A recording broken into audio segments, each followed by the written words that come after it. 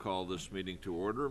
This is the February 14th, 2013 meeting of the Jefferson City Planning and Zoning Commission. My name is Ralph Robinette.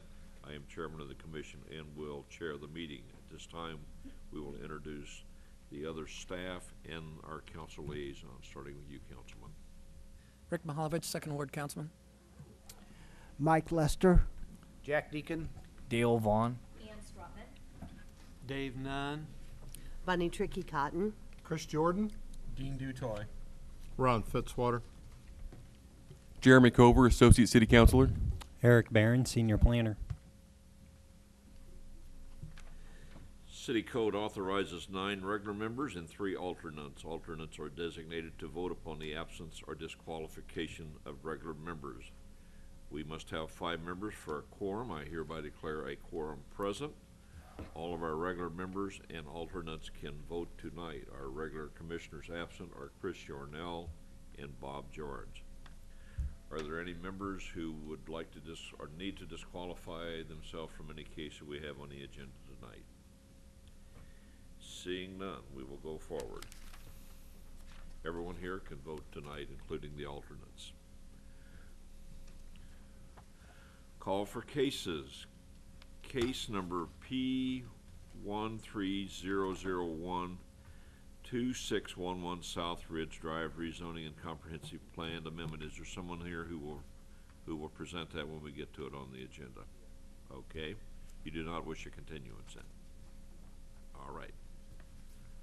Okay. Format of the meeting, Eric.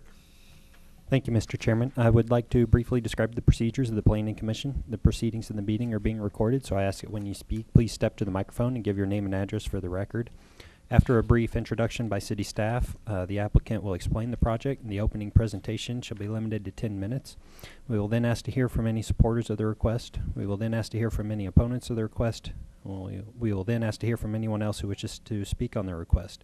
City staff will then describe the proposal and make their recommendations on the request. In order to reduce the time necessary to hear an application, reference to printed material, including the staff reports, applicable findings, ordinances, and our statutes shall not be read into the record unless directed by the Commission. The Commission will then close testimony from the floor. The Commission will then discuss the proposal and then make a motion on the request. The form of the motion shall be positive. That is, the motion shall be made to accept the request as presented. A final vote will then be taken, ayes in favor, nays opposed, and the chairman shall announce the results of the vote, specifying the number of votes cast in favor and the number of votes cast against.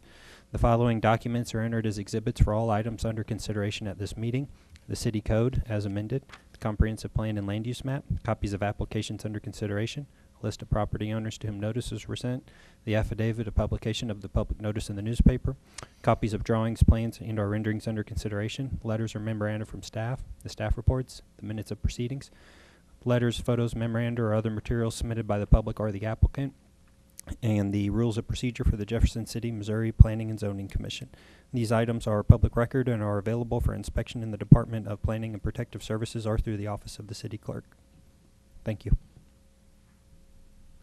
Thank you. Our executive director has now come in. If you'd like to introduce yourself, Ms. McMillan.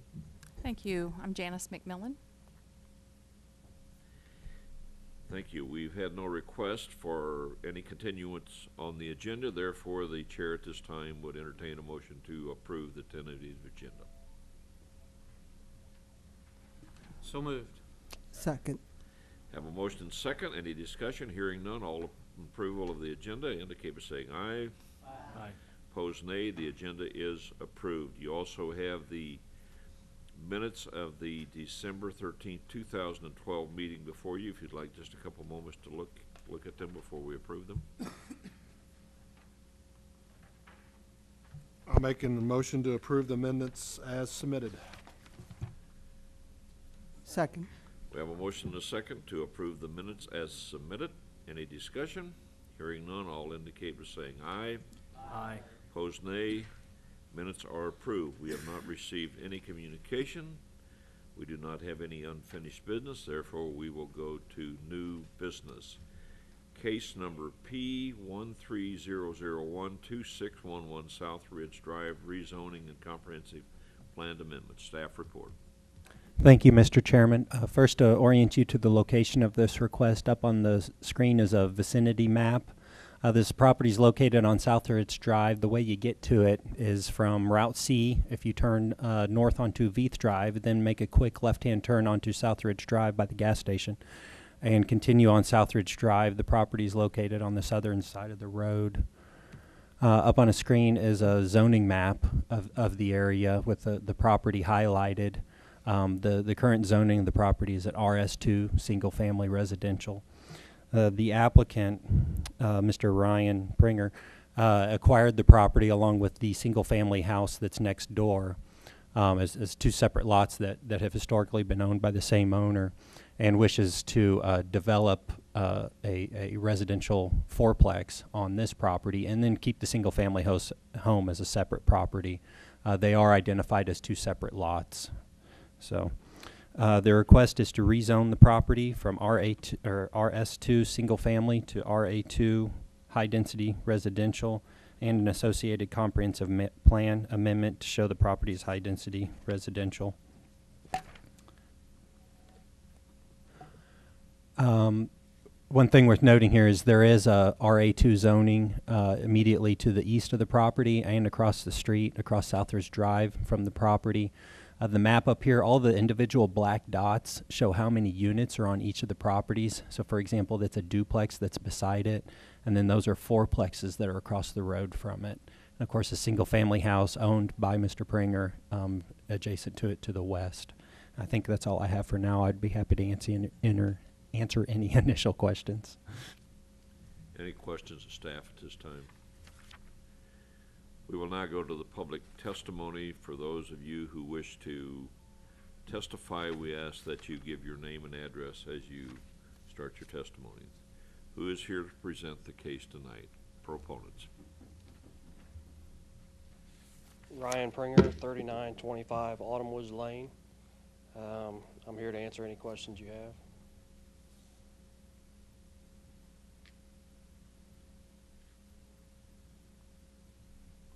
I guess a question somebody should ask you, you're wanting to develop it, what are you wanting to put on that particular Fourplex. location? One fourplex. Okay. I guess you would have entrance up top and then driveways around back. Yes.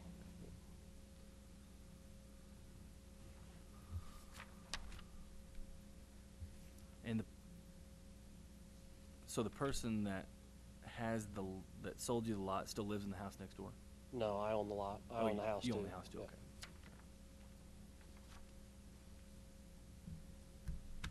Any other questions, Mr. Pringer?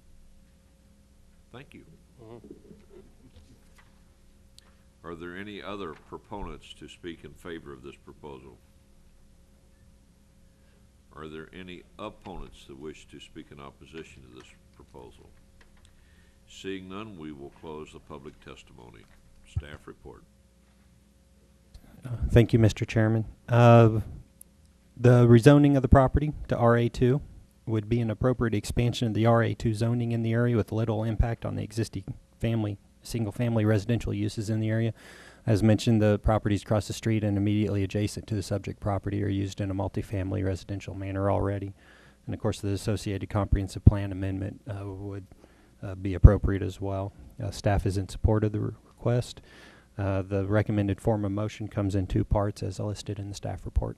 I'd be happy to answer any additional questions. Any questions of the staff at this time? Yes.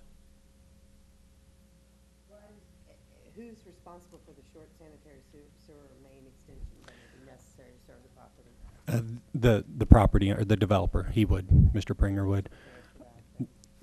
Yeah, the typical way that this would proceed after planning and zoning, if the zoning is approved by this body and then by the city council, then the applicant would be free to submit a site plan with a residential fourplex on that plan.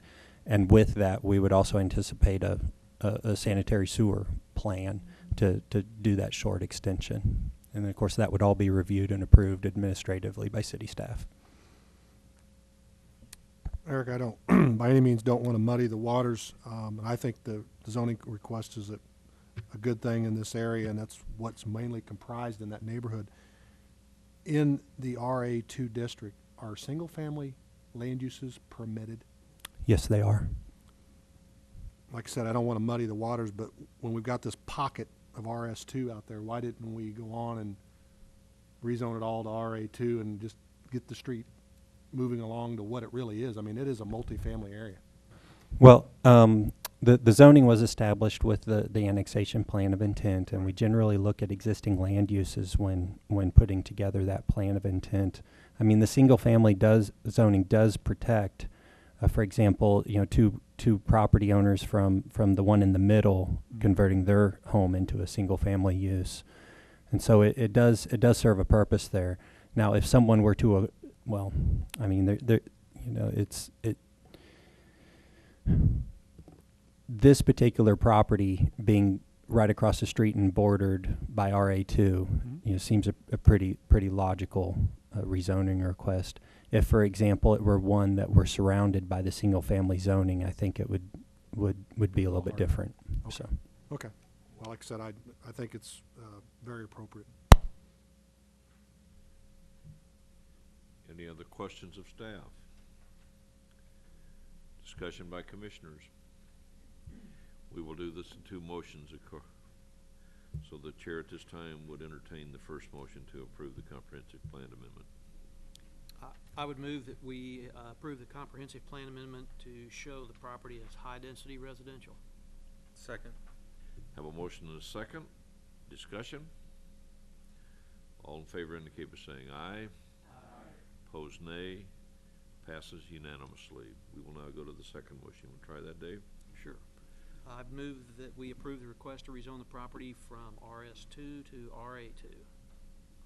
I'll second that. Have a motion and a second. Discussion.